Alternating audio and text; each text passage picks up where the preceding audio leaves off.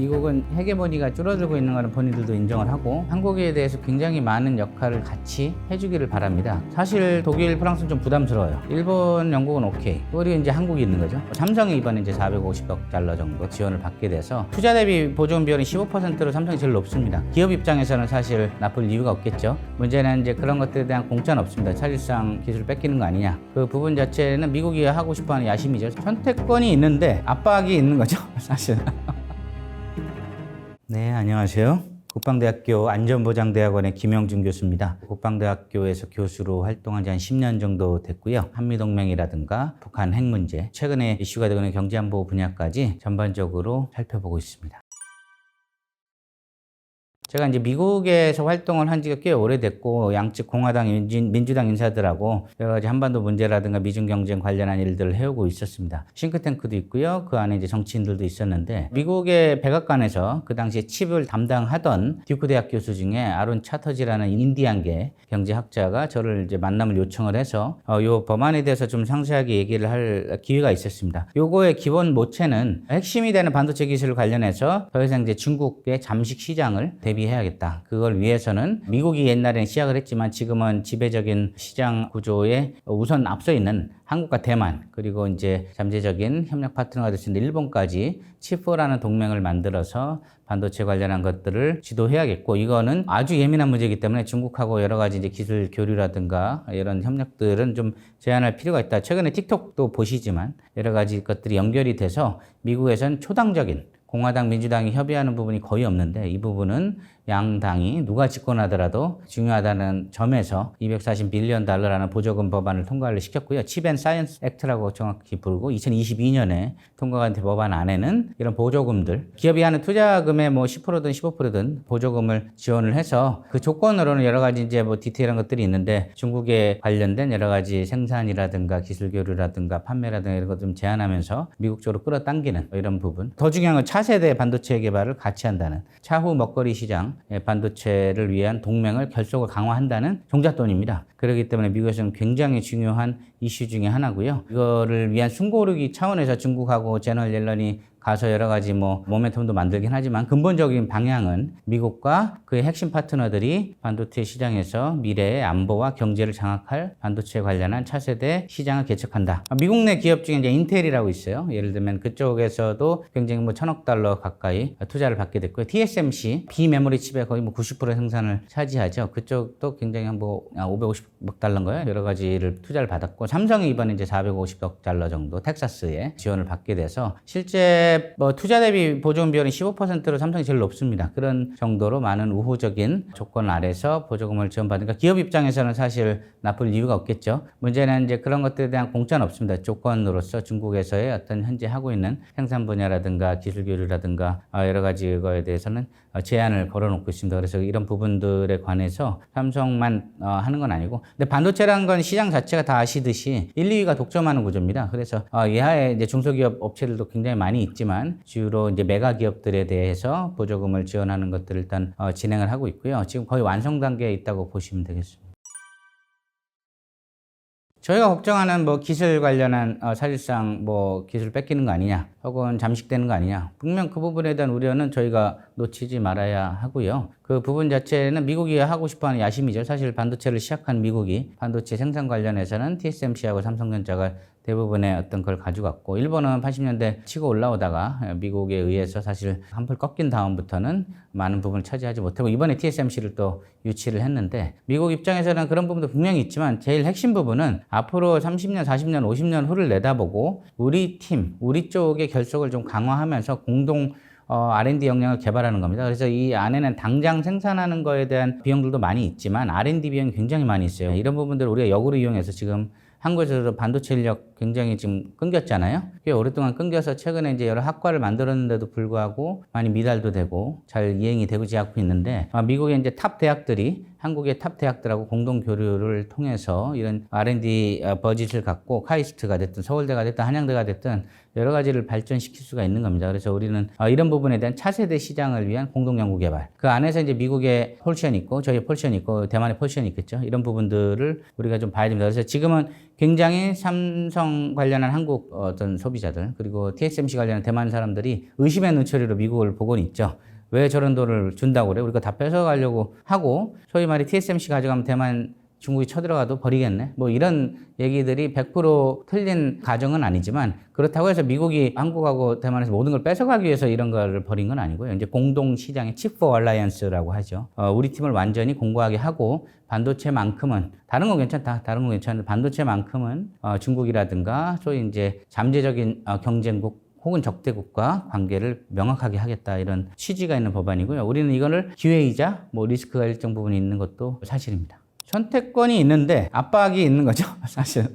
선택 기업이 하는 겁니다. 뭐 돈 줄 테니 들어올래 말래. 그러면서 이제 주는 조건으로 중국에 대한 여러 가지 제한들을 걸었고, 이번에 SK하이닉스 같은 경우는 일부 유예를 시켜줬어요. 그래서 일부 생산은 그대로 할 수가 있는데 그것도 이제 잠정적인 것이고, 이런 부분에 있어서 실제 선택권은 기업한테 있는데 상황상 기업이 압력을 느낄 수 있는 구조 속에서 이 보조금을 울며 겨자기 먹기로 먹는 거라면 볼 수는 없고, 저희가 이 기회를 좀 더 과감하게 살려서 갈 필요가 있습니다. 지금 일본, 중국, EU, 미국 엄청나게 많은 국가 돈을 반도체 산업 유치를 위해서 쓰고 있습니다. 지금 저희 한국만 조용해요. 왜냐하면 이제 우리나라는 대기업과 중소기업 간의 여러 가지 문제들도 있고, 이건 사실 무시할 수 없는 문제이기 때문에 또 대기업만 투자하느냐 이런 부분들 때문에 정서적인 거부감 때문에 누가 집권을 하든 쉽지 않은 부분인데, 사실 이런 부분들에 있어서 미국에 이제 종잣돈이 생겼고, 우리 입장에서 여러 가지 고려를 해서 의심스러운 부분도 있지만 우리 입장에서는 의심만 할 게 아니라 이거를 또 기회를 살려서 우리가 역으로 소위 말해 이제 공동 투자도 할 수 있는 거죠. 한국의 보조금이 만약 통과시킬 수 있는 초당적인 합의가 이루어진다면 역으로 차세대 개발을 좀 같이 할 수 있는, 그러면서 카피라이트도 또 확보를 할 수 있는 이런 부분으로 접근을 해야 될 것 같습니다.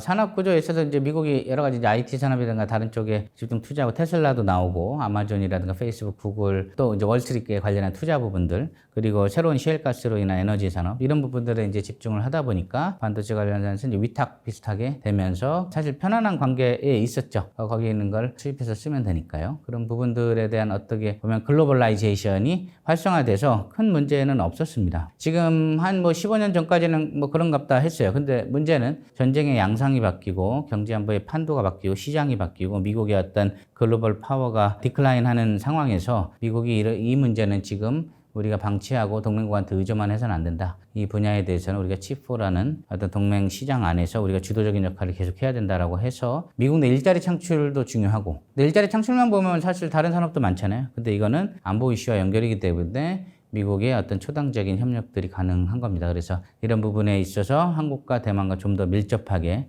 공동 투자, 공동 개발, 공동 생산, 공동 연구를 통해서 미국이 주도적인 역할을 하고 핵심 동맹국들이 중국과 연계되지 않고 우리 이 시장 안에서 반도체 관련한 여러 가지 안보 문제라든가 경제 산업을 끌고 나가겠다는 야심찬 이제 계획인 것이죠. 사이버 분야, 우주 분야, 인지전, AI, 우리가 생각하는 모든 미래전 관련 핵심 기술, 그리고 정보통신전, 그리고 그거를 이어주는 여러 가지 네트워크망들이 모든 게 다 반도체를 통과하지 않으면 이루어질 수가 없어요. 우리가 365일 일상을 다 반도체 속에 살고 있다고 과언이 아니죠. 스마트폰부터 타고 있는 교통 문제, 쓰고 있는 인터넷망, 뭐 모든 것. 그렇기 때문에 이제 여기 안보랑 직결이 되는 문제고요. 그래서 이제 중국에서는 우리가 보기엔 조금 과도할 정도로 틱톡 관련한 법안들이 꽤 초당적으로 통과가 돼서 관련한 중국의 모기업이 그런 정보를 입수하지 못하도록 하고 있고, 중국도 마찬가지죠. 구글이랑 페이스북이랑 아마존이랑 이미 많이 제한을 하고 있습니다. 그래서 이거는 비단 반도체라는 한 가지 문제라기보다 전반적으로 전쟁의 후방과 전방이 사라졌다. 그리고 사이버 인지전, 심리전, 여론전으로 대표되는 모든 분야의 안보 이슈들이 다 휩쓸려 들어갔기 때문에 이거는 지금 미국, 중국이 하고 있는 조치가 과도한 액션이 아니라 우리가 반드시 같이 궤를 맞춰야 되는 그런 겁니다. 그래서 경제 안보란 용어가 그래서 나온 거고요. 경제학자들이나 기존의 군사 전문가들만 갖고는 할 수 없기 때문에 이 포괄적인 개념 안에 칩4도 있고 우주라든가 사이버라든가 여러 가지 것들이 같이 연루가 돼 있죠.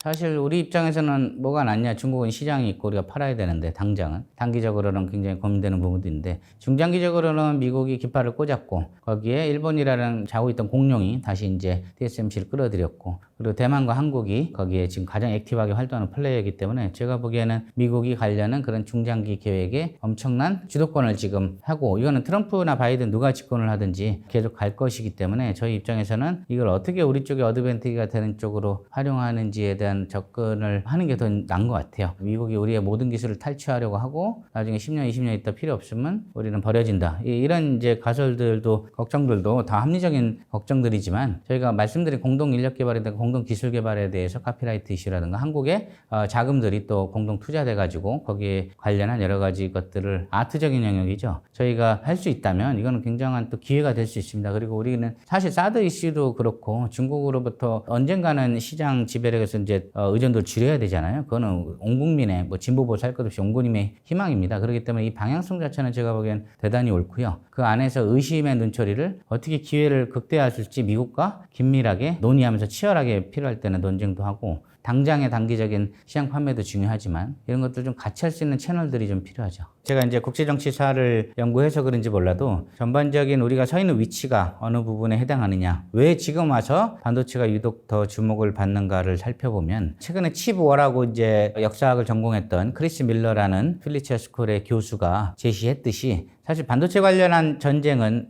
미국, 소련 간의 군사 경쟁으로부터 이제 시작이 됩니다. 그 이후에 이제 기억하시는 미국, 일본 간의 경쟁이 있었고요. 지금 칩4와 중국이 양쪽 편에 서서 반도체라는 걸 갖고 경제 관련한 산업 분야의 경쟁. 그리고 더 중요한 거는 안보 문제가 함께 엮였다는 것이죠. 모든 것이 다 반도체랑 연결이 돼 있기 때문에 이거는 우리가 뭐 대비를 했든 안 했든 세계에서 가장 크리티컬한 테크놀로지로서 지금 미국이 가장 심혈을 기울이고 중국도 가장 많은 투자를 하고 있는 분야이기 때문에 비단 삼성전자라든가 중요한 핵심 산업 관련한 비즈니스 경쟁력만 얘기를 할 건 아니고 우리가 더 넓게 우리나라의 대전략, 생존 전략이 무엇이냐, 그 안에 미국이 우리한테 요청하는 문제, 그 안에서 지금 국제정치의 흐름, 그 안에서 한국의 어떤 위상이라든가 대응 방안에 저희가 이제 관심을 기울이게 된 거죠. 반도체뿐만이 아니라 좀 전반적인 걸 보면 미국은 헤게모니가 줄어들고 있는 거는 본인들도 인정을 하고 그렇기 때문에 아예 철수를 하자가 트럼프 지지자고 바이든은 그럼에도 불구하고 이 체제 자체가 붕괴되면 제국주의 시대로 들어가기 때문에 미국의 어떤 리더십이 필요하다고 하는 게 이제 바이든 정부와 지지자들인데요. 그 안에서 이제 역할 분담론을 좀 제기를 하는 거죠. 일본이나 영국은 원래 잘 수행을 해왔던 나라고 그런 부분에 있어서 이제 러시아 대적해서는 나토의 중요성을 좀 올리고 트럼프가 하는 얘기도 역설적으로 나토가 돈 좀 많이 내라. 우리한테 의지하지 말고 안 그러면 해체시킨다. 결국은 중요하니까 너네도 부담해라 이 얘기거든요. 결국 독일, 한국, 일본. 바이든 정부도 중산층을 위한 외교 정책이 다 같은 얘기고요. 그렇기 때문에 미국은 글로벌 리더십을 중시하면서 중국, 러시아 등의 위협의 도전 과제에 대해서는 한국, 일본, 영국, 프랑스, 독일 등의 핵심 국가들이 좀 리더십 역할을 분산해 주길 바라는데 사실 독일, 프랑스는 좀 부담스러워요. 일본, 영국은 오케이. 그리고 이제 한국이 있는 거죠. 이제 한국에 대해서 굉장히 많은 역할을 좀 같이 해주기를 바랍니다. 그 안에서 우리가 꿈꾸는 G7 플러스 알파라든가 오커스라든가 파이브 아이즈가라든가 뭐 여러 가지들이 우리가 꿈꾸는 글로벌 역할인데 그거를 요구하기 때문에 우리가 반도체 분야를 포함해서 이런 부분들에 대해서 리더십을 좀 분산해서 우리가 일정 부분 책임도 하고 비용도 좀 사용한다. 그래야 우리가 결국엔 일본이 저런 식으로 이제 잘 하잖아요. 우리도 그런 위치에 반열에 오를 수 있고 그러면 이제 우리의 주도권도 일정 부분 나중에 영향을 미칠 수 있는 그 룰 세터로 가는 거죠. 룰 세팅 플레이어. 정해진 룰 안에서 열심히 뛰는 사람으로 70년을 살았는데 룰을 정하는 영국, 미국이 하듯이 룰을 정하는 사람으로 들어가기 위해서는 그만한 이제 비용이 지불이 돼야 되는 겁니다. 그거를 이제 미국이 요구하고 있고 그게 미국이 소위 잘 나갈 때는 요구하지 않았는데 소위 일방 패권주의 때는 지금 힘들어 하니까 요구를 하고 있어요. 그러면 우리는 이걸 굉장히 적극적으로 활용할 줄 아는 것을 해야 되고 그 안에서 공짜는 없기 때문에 일정 부분 지불할 수 있는 부분들은 저희 국론이 좀 모아져야겠죠. 그래서 이거는 정치적인 선택은 아니고 저희가 어떻게 해야 되는지 전략적인 고민을 해야 되는 겁니다. 그래서 이건 뭐 대기업의 특혜라든가 혹은 뭐 특정 북한 문제에 대한 뭐 논쟁들은 있지만 이걸 넘어서서 지금 한국이 다음 단계의 글로벌 플레이어로 진입을 하느냐 문제로 좀 볼 필요가 있기 때문에 이거는 대단히 이런 것들 잘 모을 수 있는 통치 역량이라든가 정치적인 리더십이 좀 필요할 때죠. 기업이 알아서 해야 되면 사실 우리가 이런 프로그램도 필요 없죠. 그거는 이제 삼성전자나 SK 하이닉스가 알아서 하면 되는데 이거는 기업의 개별 경쟁하고 다르니까 경제 안보라는 용어도 있고 미국도 미국 세금이 들어가는 거잖아요. 보조금이. 미국 왜 세금 들여서 인텔을 도와줘요? 그게 다 이유가 있는 거거든요. 그거에 대한 국민적인 어떤 합의도 있는 것이고 그래서 저희가 보조금을 특정 기업한테 몰아주다기보다는 이거는 전 국민이 좀 지혜를 모아서 그런 부분으로 좀 갈 필요가 있습니다. 착한 미국, 나쁜 미국이 다 있겠죠. 헬맹은 알지도 못하는 나라 와서 싸우다 죽은 수많은 미군 장병들에 대한 감사함도 있고요. 당연히 6.25 전쟁 때. 그리고 설령 미국의 국을 위해서 왔다 한들 우리가 그렇게까지 한 적은 또 없잖아요. 다른 나라에 대해서. 유엔군들도 다 오게 만들었고 미국 리더십을 통해서. 그런 부분에 있어서 이제 우리가 대북 군사 동맹으로서의 혈맹을 많이 강조하던 시기가 있었는데 그 이후에 이제 여러 가지 민주화 운동 시절이라든가 5.18 문제라든가 미국에 대한 섭섭한 부분들을 얘기하는 부분들도 있고 그리고 한국 현대사에서 미군정의 역할이라든가 4.3 여수 뭐 등등등 해가지고 미국의 어떤 다양한 변해가는 목소리 이런 것들에 대한 지적들도 분명히 역사학계에서는 또 있었죠. 근데 이런 것들을 우리가 다 통합을 해가지고 지금은 이제 글로벌 어떤 리더로서의 역할을 미국이 주문을 하고 우리가 이걸 발판으로 미국한테 어떤 힘들었을 때 도와줬던 미국에 대한 보훈도 있지만 우리가 이걸 발판으로 세계로 뻗어나갈 수 있는 세계를 경영해본 나라들이 저희를 지금 요구하고 있잖아요. 미국, 영국, 프랑스, 독일 이런 나라들이 한국을 찾고 있는 상황에서 우리가 이 지금 기회를 박차고 일어나서 한민족 역사에서 처음으로 글로벌 리더 국가로 성장할 수 있는 모멘텀이 된다면 제가 보기엔 그런 것들을 잘 끌어안고 또 얻었던 기억도 있고 좋은 기억도 있죠. 대부분 좋은 기억이 많지만 그런 부분들에 대한 좀 가까운 친구처럼 좀 가야 되고요. 사실 미국에 대한 선망이 오래 있었잖아요, 우리나라는. 미군에 대한 선망도 CIA 영화 보면서 막 좋아하고 미국 아이비리그 대학 부러워하고 여전히 이제 미국에 대한 여러 가지 긍정적인 감정들이 굉장히 많죠. 이런 부분들이 있다는 건 미국의 어떤 민주주의 가치라든가 인권이라든가